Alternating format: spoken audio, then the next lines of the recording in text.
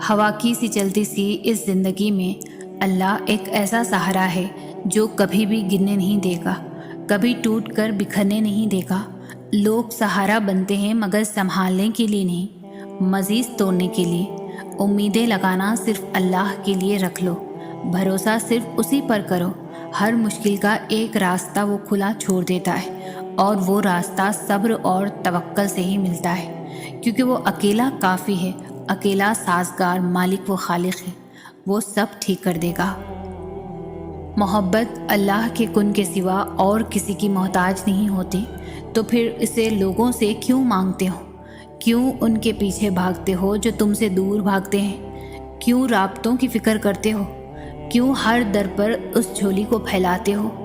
محبت میں نہ اکتاہٹ ہوتی ہے اور نہ ہی اکساہٹ ہوتی ہے۔ پھر سامنے لاکھوں ہی حسین چہرے کیوں نہ آ جائیں، مگر دل ایک ہی چہرے کا پابند رہتا ہے، اور اس چہرے کی مسکراہٹ اور آنکھ کی نمی سے کبھی بھی انسان اکتاتا نہیں ہے۔ محبت عطا ہے جو ہر کسی کو نصیب نہیں ہوتی، اور نہ ہی تم کسی خود سے محبت کے لیے زبردستی اکسا سکتے ہو۔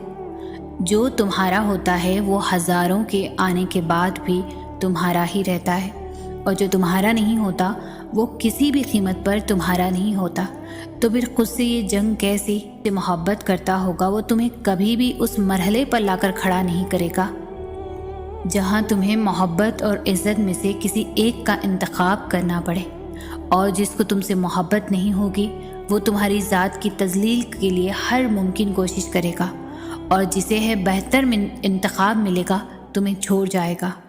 محبت بھیک نہیں ہوتی کہ جھولی پھیلا کر انسانوں کے پیچھے در بدر بھاگا جائے۔ محبت بہت خوددار ہوتی ہے جو اللہ کے سوا کسی کے سامنے اپنے خالی دامن سے پردہ نہیں ہٹاتی، اور محبت کرنے والے عزت کے پابند ہوتے ہیں۔ وہ بھلے محبت قضا کر بھی دیں مگر عزت فرض کی طرح ادا کرتے ہیں۔ جو کہتے ہیں محبت میں خاک ہو جانا چاہیے وہ غلط کہتے ہیں۔ خاک تو انسان صرف عشق میں ہوتا ہے، اور عشق اللہ کے سوا کسی سے نہیں ہو سکتا۔ محبت عشق سے بہت مختلف چیز ہے۔ مٹی مٹی ہو جانا نہیں بلکہ اس مٹی کو سمیٹ لینا محبت ہے۔ تو جو تمہیں سمیٹ لے بس وہی تمہاری محبت کا حقدار ہے۔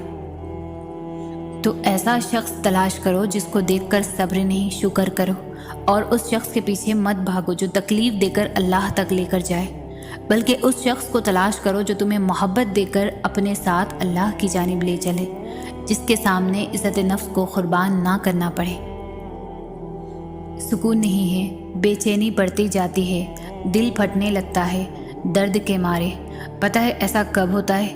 جب ہم ضد کرتے ہیں، جب ہم نصیب سے لڑائی کرتے ہیں، جب ہم خود کو معاف نہیں کر پاتے۔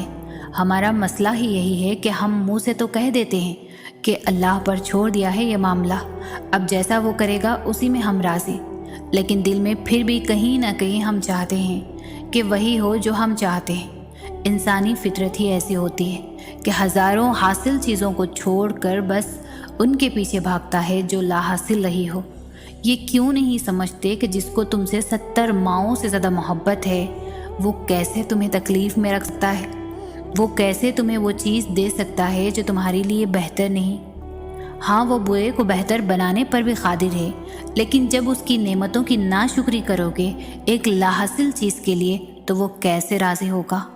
جب اس نے تمہیں مسکرانے کی اتنی وجہ دے رکھی ہے، تمہارے ارد گرد اتنی مسکراہٹیں رکھی ہے، تب بھی روتے رہو گے اس چیز کے لیے جس سے تمہیں اذیت کے سوا کچھ نہیں ملا، تو وہ کیسے مانے گا کہ تمہیں اس پر یقین ہے؟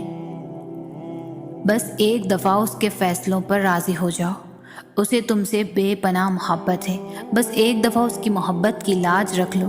اس کی محبت جیت جاؤ گے تو کائنات کی ساری محبتیں جیت جاؤ گے۔